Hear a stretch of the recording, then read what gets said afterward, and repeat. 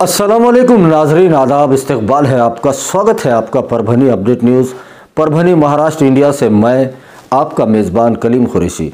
आइए नाजरीन, डालते हैं आज की सबसे अहम और ब्रेकिंग न्यूज़ पर नज़र।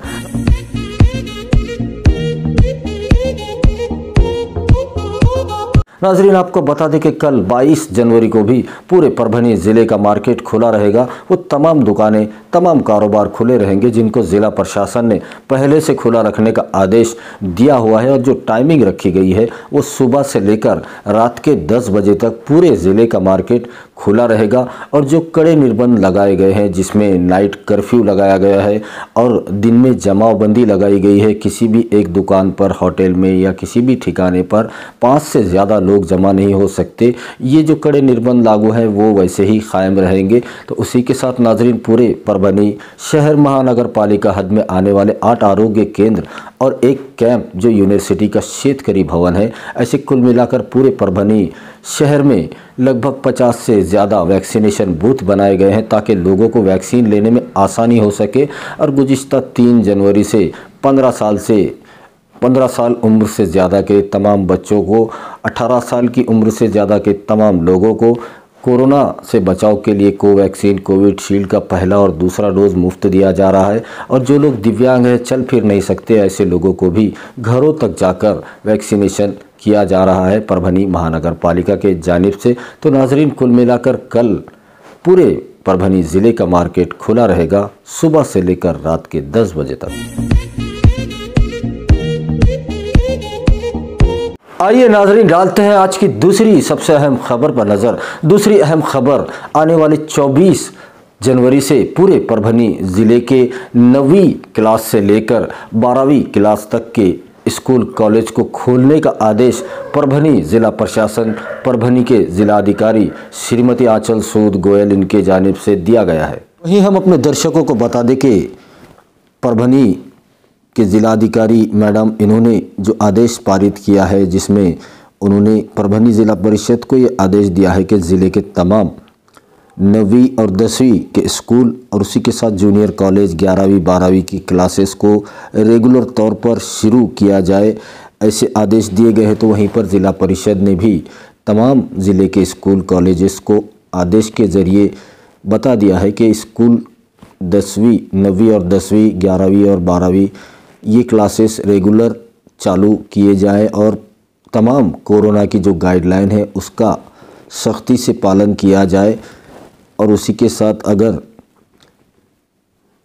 किसी खांसी, बुखार, ज़ुकाम जैसे लक्षण नज़र आए तो ऐसे बच्चों को स्कूल कॉलेज ना भेजे, ऐसी भी अपील की गई है। वहीं पर ज़िले की जनता, ज़िले के पेरेंट्स ये सवाल कर रहे हैं कि जब कोरोना पॉजिटिव पेशेंट ज़िले में 100 के अंदर थे तभी स्कूल और कॉलेजेस बंद कर दिए गए थे और अब पूरे परभनी ज़िले में 1600 के करीब पेशेंट की तादाद पहुंच गई है। तो फिर स्कूल कॉलेज वापस से चालू किए जा रहे हैं। तो क्या कोरोना पूरी तरह से ख़त्म हो चुका है या फिर कोरोना की जो दवाई है, जो वैक्सीन है, वो बहुत अच्छी है जिससे आप बच्चों को कोरोना नहीं हो सकता? ऐसे कई सवाल है पेरेंट्स के दिलों में जो लोग पूछ रहे हैं।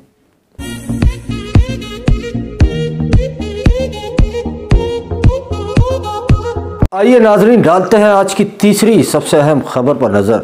तीसरी अहम खबर परभनी ज़िले के विकास कामों के लिए जो 2022-23 के लिए एक नक्शा बनाया गया है, एक प्लान बनाया गया है। परभनी ज़िले के विकास कामों के लिए 248 करोड़ 66,53,000 रुपये की निधि के प्रारूप आराखड़े को नियोजन समिति, परभनी ज़िला नियोजन समिति ने मंजूरी दे दी है। दर्शकों को बता दें कि 21 जनवरी को परभनी ज़िलाधिकारी कार्यालय में जो मीटिंग हुई, जिसमें वीडियो कॉन्फ्रेंसिंग के ज़रिए इस मीटिंग को रखा गया था, जिसमें 2022-23 के लिए पूरे परभनी ज़िले में विकास कामों के लिए जो निधि की मांग की गई थी परभनी ज़िला नियोजन समिति की जानिब से, जिसमें 248 करोड़ 66,53,000 रुपये का एक प्रारूप आराखड़ा, इसको मंजूरी ज़िला नियोजन समिति ने दी थी। तो वहीं आपको बता दें कि आज की इस मीटिंग में, जो कि पूरी तरह से वीडियो कॉन्फ्रेंसिंग के ज़रिए की गई थी, जिसमें परभनी के जिलाधिकारी श्रीमती आंचल सूद गोयल, इन्होंने 150 करोड़ रुपए की अतिरिक्त मांग की थी, जिसको मंत्री महाराष्ट्र राज्य के उप मुख्यमंत्री अजित पवार इन्होंने 240 करोड़ रुपए की मंजूरी दे दी है। इस वीडियो कॉन्फ्रेंसिंग बैठक में परभनी जिले के पालक मंत्री तथा महाविकास आघाड़ी सरकार में मंत्री नवाब मलिक मौजूद थे। तो उन्हीं के साथ में जिला परिषद अध्यक्षा श्रीमती निर्मलाताई विटेकर, उन्हीं के साथ में राज्यसभा के सांसद डॉक्टर फौजिया तहसीन अहमद खान, गंगाखेड़ विधानसभा से आमदार डॉक्टर रत्नाकर गुट्टे, उन्हीं के साथ में जिलाधिकारी मैडम, मुख्य कार्यकारी अधिकारी शिवानंद टाकसाड़े और उन्हीं के साथ में एसपी जयंत मीना, परभनी महानगर पालिका आयुक्त देवीदास पवार, इनकी मौजूदगी थी। तो वहीं आपको बता दें कि इस मीटिंग में जो मांग की गई थी परभनी के जिला अधिकारी मैडम, इनके जानिब से लगभग 240 करोड़ रुपए की मंजूरी मिल गई है और अब ये निधि के परभनी ज़िले में जो निज़ामकालीन स्कूल है, इनके लिए भी इस निधि को इस्तेमाल किया जाएगा। उसी के साथ जो आरोग्य केंद्र कोरोना काल में नए से बनाए गए थे, उनके सुशोभीकरण का काम भी किया जाएगा और उसी के साथ कोविड-19 के लिए जो अभी नए हॉस्पिटल बने हैं, उसमें भी इसका इस्तेमाल किया जा सकता है और उसी के साथ में भी महापुरुषों के पुतले हैं, उनका सुशोभीकरण किया जाएगा। शमशान भूमि के लिए भी इस निधि को इस्तेमाल किया जा सकता है और तमाम दूसरे जो ज़िले में काम हैं, उन पर ये निधि खर्च किया जाएगा, ऐसी मालूमात दी गई है। तो वहीं आपको बता दें कि महाराष्ट्र राज्य के वित्त व नियोजन मंत्री तथा उप मुख्यमंत्री अजित पवार, इन्होंने हिदायत दी है कि ज़िले में जितने भी विकास काम पेंडिंग है, उनको जल्द से जल्द पूरा किया जाए और जो 240 करोड़ रुपए की निधि दी गई है, उसको वक्त रहते तमाम विकास कामों के लिए खर्च किया जाए। आइए नाजरीन, डालते हैं आज की चौथी सबसे अहम खबर पर नज़र। चौथी अहम खबर 21 जनवरी को दक्षिण मध्य रेलवे विभाग नांदेड़, इनकी जानिब से एक बड़ा ऐलान किया गया है, जिसमें तमाम रिजर्वेशन रेलगाड़ियों में भी अब जनरल डब्बे रखे जाएंगे, ऐसा ये ऐलान किया गया है। वहीं हम अपने दर्शकों को बता दें कि 21 जनवरी को दक्षिण मध्य रेलवे विभाग ने जो ऐलान किया है, जिसमें अब उन तमाम रिजर्वेशन गाड़ियों में भी बग़ैर रिजर्वेशन के कुछ डब्बे रखे जाएंगे, जो कि गुज़िश्ता दिनों से जिनको शुरुआत भी कर दी गई है, जिसमें तिरुपति से आदिलाबाद जाने वाली गाड़ी, इसमें कुछ डब्बे, जिसमें 5 डब्बे ऐसे रखे गए हैं जिनको 20 जनवरी से ही बग़ैर रिजर्वेशन की यात्रियों के लिए भी रखा गया है।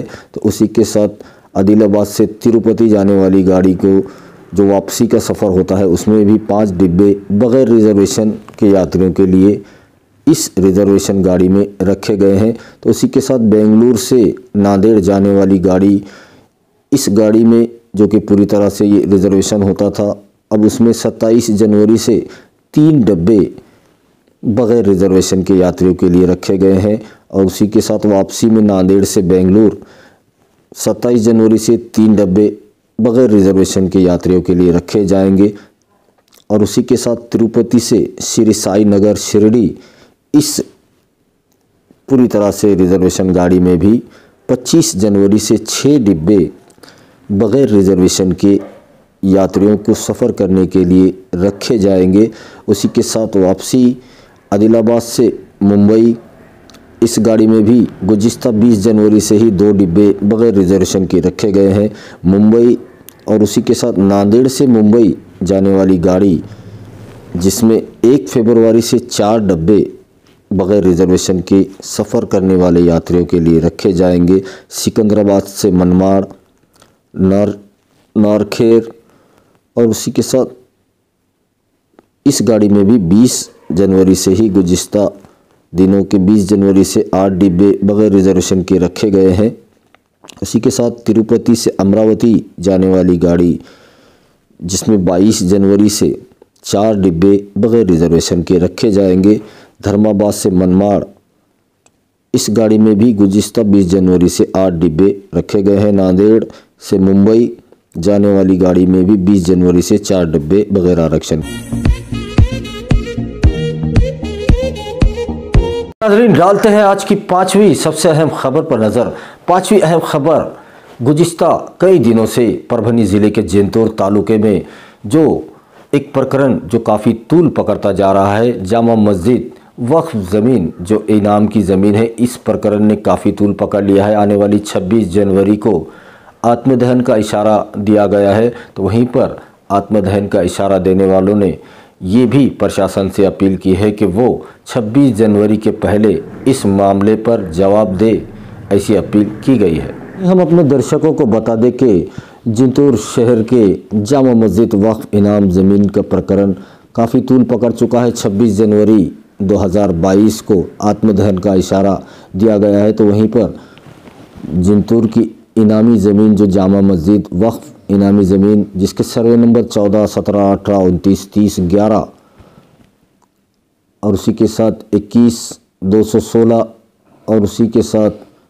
223, 224, 59, 60 और कुल मिलाकर 304 एकड़ ज़मीन 16 गुंठे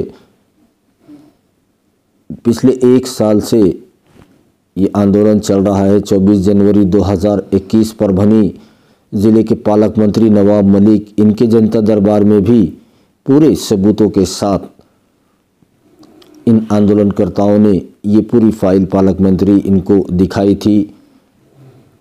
तो वहीं आपको बता दें कि 14 अगस्त 2021 जिंतूर तहसील कार्यालय के सामने आमरण उपोषण भी किया गया था, लेकिन महसूल प्रशासन ने इस पर कोई ध्यान नहीं दिया। जामा मस्जिद वक्फ इनाम ज़मीन जो भूमि माफिया जिंतूर तहसील कार्यालय में जो आमरण उपोषण किया गया था, उस आमरण उपोषण में आंदोलन कार्यकर्ता जो कि पत्रकार एम एजाज और उन्हीं के साथ में शेख अहमद, इन पर जानलेवा हमला भी किया गया था जिसमें एफआईआर दर्ज की गई थी, लेकिन कार्रवाई के नाम पर अब तक कुछ दिखाई नहीं दे रहा है। तो वहीं पर 26 जनवरी 2022 को आत्मदहन का इशारा भी इनकी जानिब से दिया गया है। तो वहीं पर अब दूसरी तमाम संगठनों का भी समर्थन इन आंदोलनकर्ताओं को मिल रहा है। यहीं आपको बता दें कि जिंतूर शहर के जामा मस्जिद वक्फ इनाम ज़मीन प्रकरण का जो मसला चल रहा है, इसमें अब दूसरी संगठनों ने भी इसका समर्थन आत्मदहनकर्ताओं को दिया है, जिसमें जिंतूर शहर के शेर हिंद हज़रत टीपू सुल्तान युवा मंच के ज़िला अध्यक्ष शेख नईमुद्दीन कौसड़ीकर, हज़रत टीपू सुल्तान युवा मंच के ज़िला अध्यक्ष मुजाहिद खादरी, तो उन्हीं के साथ में महाराष्ट्र मुस्लिम युवक प्रतिष्ठान के तालुका अध्यक्ष निशाद अहमद, स्वाभिमानी शेतकरी संगठन के शहर अध्यक्ष हारून खान पठान और उन्हीं के साथ में अन्याय अत्याचार भ्रष्टाचार विरोधी समिति के शहर अध्यक्ष मिर्ज़ा सलीम बेग और शेख आरिफ, शेख इरफान, अनवर पटेल, सैयद अजमत, शेख जुबैर अली, चाउस, शेख एजाज, अन्य नागरिकों के हस्ताक्षर के साथ एक निवेदन दिया गया है। आइए नाजरीन, डालते हैं आज की 6ठी सबसे अहम खबर पर नज़र। 6ठी अहम खबर गुज़िश्ता दिनों में परभनी शहर के रहने वाले सैयद साकिब को बी पॉजिटिव ब्लड की काफ़ी ज़रूरत महसूस की गई थी, जो कि नहीं मिल रहा था। सिविल हॉस्पिटल में भी खून की काफ़ी कमी महसूस की जा रही है। और वहीं हम अपने दर्शकों को बता दें कि परभनी शहर के रहने वाले सैयद साकिब को बी पॉजिटिव ग्रुप के खून की ज़रूरत महसूस की गई थी, जो कि नहीं मिल रहा था। और जैसे ही ये खबर जमजम कॉलोनी के व्हाट्सएप ग्रुप पर आई तो फौरी तौर पर इस पर एक्शन लेते हुए प्रभाग 12 जमजम कॉलोनी के भावी नगर सेवक सैयद मुजम्मिल ने दोस्त कंपनी से बात करते हुए बी पॉजिटिव ब्लड ग्रुप का इंतज़ाम किया, जिसमें सैयद साकिब को बी पॉजिटिव ब्लड ग्रुप की ज़रूरत थी, जो कि भावी नगर सेवक सैयद मुजम्मिल इनकी कोशिशों से काशिफ रज़ा अंसारी इनसे बरामद हुआ है। काशिफ रज़ा अंसारी का ब्लड ग्रुप बी पॉजिटिव है और उन्होंने फौरी तौर पर अपना ब्लड डोनेट किया और ये सब हुआ बनी प्रभाग 12 के जमजम कॉलोनी के भावी नगर सेवक सैयद मुजम्मिल इनकी कोशिशों से एक मरीज़ को बी पॉजिटिव ग्रुप जल्द से जल्द उपलब्ध करवाया गया। प्रभाग 12 जहां पर सैयद मुजम्मिल, असद शाह, सैयद साकिब और हॉस्पिटल के तमाम कर्मचारी इस ब्लड डोनेट करते वक्त यहाँ पर मौजूद थे। आइए नाजरीन, डालते हैं आज की 7वीं सबसे अहम खबर पर नज़र। 7वीं अहम खबर 21 जनवरी 2022 जो कि इस्लामी साल और इस्लामिक तारीख 18 जमादिल अव्वल 1443 हिजरी का ये अजीम दिन, जुमा का दिन, जो कि परभनी की तारीख़ में सुनहरे अक्षरों से लिखा जाएगा। और इस दिन जो काम परभनी शहर की जानी मानी शख्सियत साबिक़ा उप महापौर मौजूदा सभागृह नेते शफीक मिल्लत सैयद समी उर्फ माजुल आला साहब, इन्होंने अपनी इकलौती साहिबजादी इनकी शादी के साथ साथ 19 ऐसी बच्चियों की शादी की जिनके हालात दुरुस्त नहीं थे। और एक मैसेज दिया गया है जो कि मरहूम सज्जू लाला इनके नक्शे क़दम पर चलते हुए सैयद समी उर्फ माजुल आला साहब कौम व मिल्लत के लिए और तमाम इंसानियत के लिए काम करते हुए नज़र आ रहे हैं। गुज़िश्ता 2 सालों से रोटी बैंक, जो तैयबा रोटी बैंक के नाम से शाही मस्जिद कॉर्नर पर चलाया जा रहा है, जो कि 24 घंटे अपनी सेवाएं देता है और गरीब बेघर मुसाफिरों को हर वक्त खाना वहाँ पर उपलब्ध होता है। गर्मा गर्म और ताज़ा खाना वहाँ पर लोगों को मुफ्त दिया जाता है। और ऐसे कई सामाजिक काम सैयद समी उर्फ माजुल आला साहब कर रहे हैं, जिसमें एक ये अजीम काम किया गया है जिसमें सुन्नत पर अमल करके, जिसमें सिर्फ पानी और खजूर ये 2 चीज़ें दी गई एकदम सादगी से। और तमाम 19 लोगों का जो परिवार है, 19 परिवारों की भी जिम्मेदारी माजुल आला साहब ने ली और 21 जनवरी को ये इतिहास बनाया।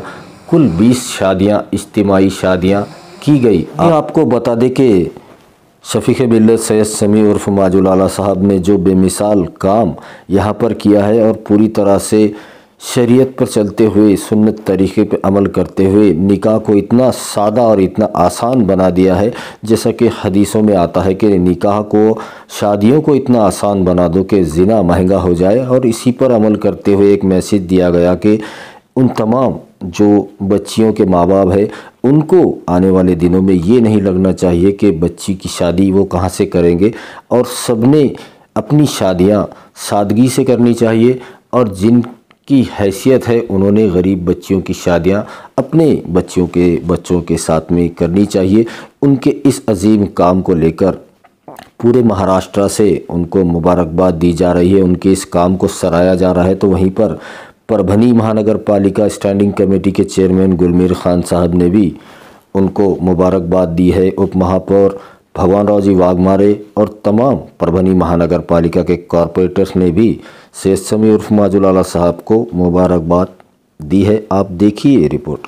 21 जनवरी 2022 जुमा के दिन परभनी महानगर पालिका के सभागृह नेते साबिक़ा उप महापौर शफीक मिल्लत सैयद समी उर्फ माजुल आला साहब, इनकी इकलौती साहिबजादी की शादी बड़े ही सादे तरीके से खजूर और पानी पर की गई मस्जिद, शाही मस्जिद यहाँ पर। और इनके लड़की के साथ माजुल आला साहब ने 19 लड़कियों की शादी भी करवाई है। और उन तमाम 19 लड़कियों के पूरे शादी होने के बाद जो ज़रूरियात ज़िंदगी का सामान लगता है, वो तमाम सामान के साथ इन 19 लड़कियों की शादी भी माजुल आला साहब ने करवाई है। और आज के इस शादी के मुबारक मौके पर मुबारकबाद देने के लिए परभनी में जिसने ईद मिलादुन नबी सल्लल्लाहु ताला अलैहि वसल्लम जो इज्तिमाई शादियों की कमेटी है परभनी में बनी गई, उसके सदस्य और परभनी स्क्रैप मर्चेंट एसोसिएशन के अध्यक्ष रफ़ीक सौदागर साहब हमारे साथ में है। वो मुबारकबाद देना चाह रहे हैं शफीक मिल्लत सैयद समी उर्फ माजुल आला साहब को। उनसे बात करते हैं। सौदागर साहब, जो आज की जो मिसाल कायम की गई है, एक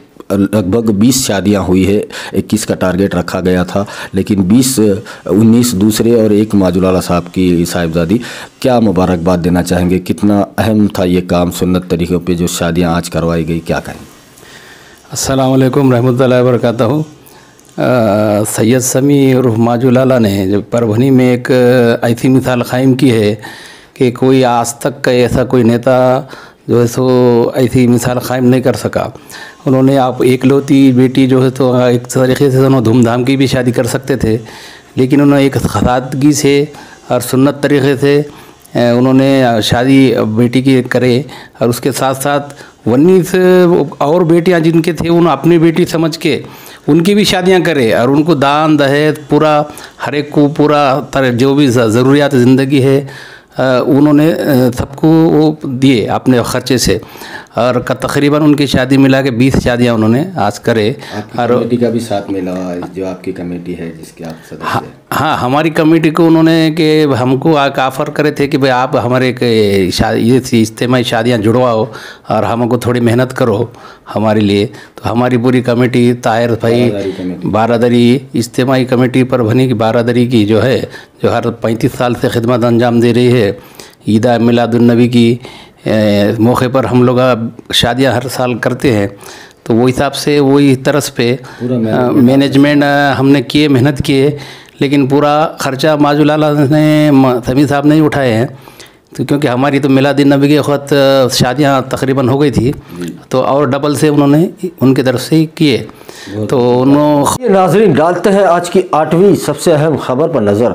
8वीं अहम खबर मेडिकल बुलेटिन है जो रोज़ाना हम आपको सुनाते हैं। तो 21 जनवरी का मेडिकल बुलेटिन कुछ इस तरह से है कि अब तक पूरे परभनी ज़िले में 53,420 लोग कोरोना की चपेट में आए थे, और इनमें से जो डिस्चार्ज हुए हैं उनकी तादाद 50,545 बताई जा रही है। तो वहीं पर पूरे परभनी ज़िले में अब तक 1299 लोगों की मौत कोरोना की वजह से हो चुकी है, और अगर ज़ेरे इलाज पेशेंट की बात की जाए तो ये आंकड़ा दिन ब दिन बेतहाशा बढ़ रहा है।